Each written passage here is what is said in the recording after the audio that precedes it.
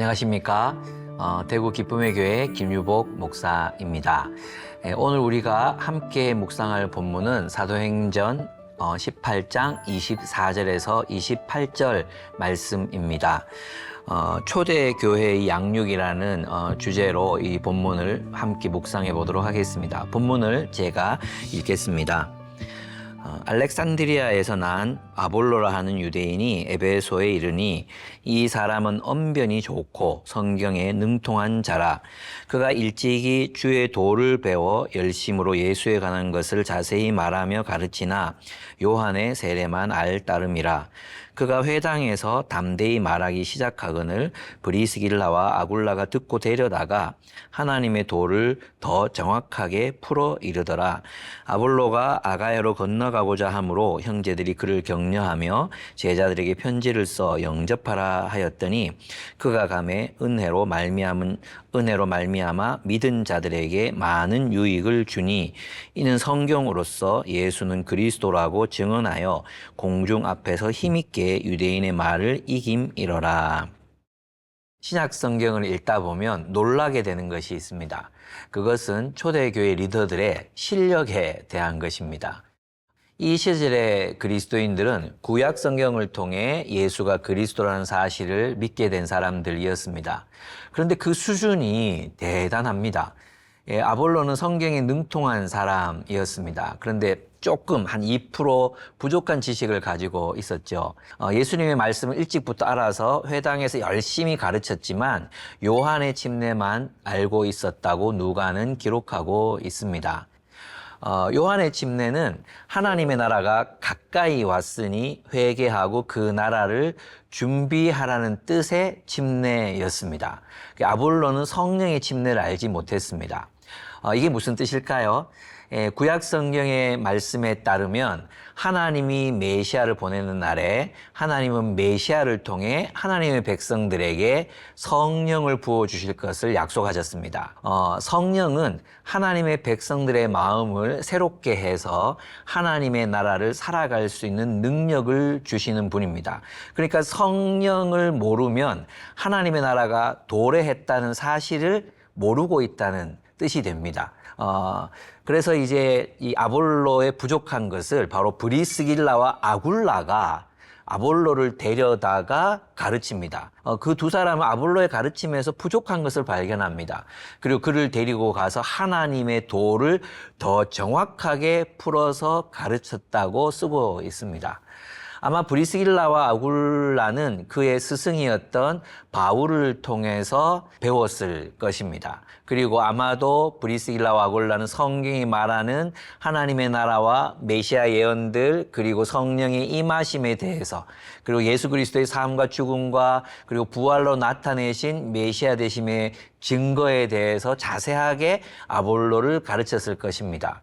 아볼로를 가르친 사람들은 평신도들이었다는 거죠. 결국 아볼로는 믿은 자들에게 많은 유익을 끼치는 사람이 됩니다. 그는 성경을 가지고 예수는 그리스도라고 증언하여 공적인 광장에서 힘있게 유대인들의 말을 이기는 사람이 됩니다. 우리는 바울, 브리스길라와 아굴라 그리고 아볼로를 통해서 초대교회가 얼마나 성경에 정통했는가를 봅니다. 그들은 성경을 가르치고 성경으로 예수가 그리스도이심을 증명해냅니다. 그리고 공적인 광장에서 복음을 변증했을 때에 반론을 제기할 수 있는 유대인들이 없었습니다. 성경에 대해서는 내노라는 유대인들조차도 아볼로의 변론을 이길 수 없었다는 누가의 기록은 오늘날 교회의 양육에 대해서 돌아보게 만듭니다. 교회를 수십 년간 다니고 큐티와 성경 필사를 하지만 정작 우리는 성경을 잘 모릅니다. 교회는 하나님의 말씀을 깊이 연구하고 묵상하며 실천하려고 노력하지 않습니다. 오랫동안 교회를 다녔어요. 성경의 스토리에 대해서는 익숙할지 모릅니다. 그러나 성경을 스스로 깊이 연구해 본 적이 없습니다. 여러분, 초대교회 시절 잠깐 성취되었다가 일제강점기를 거치며 우리가 목숨을 걸어보지 않은 일 한 가지가 있습니다. 그것은 바로 성경으로 승부하는 일입니다. 우리는 성경에 자신이 없어 보입니다. 성경을 제대로 가르치면 성도들이 싫어할 거야. 요즘 대학생들과 청소년들을 위해서라면 눈높이를 낮춰야 해. 그러는 사이 우리의 설교는 우스꽝스러워져 갔고 성도들의 삶은 더욱 우스워져 간 것입니다. 사도 바울과 초대교회 선교 전략에는 별다른 프로그램이 없었습니다.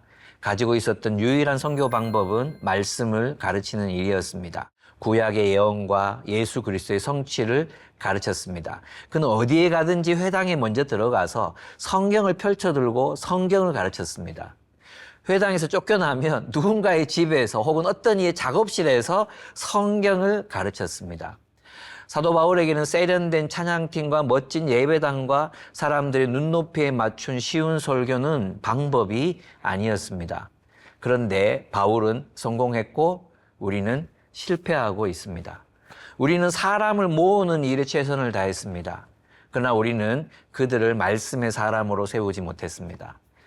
이 일을 통해 한국 땅에 다시 말씀이 흥왕하는 부흥이 일어나게 되기를 기도하게 됩니다. 우리 함께 기도하시겠습니다.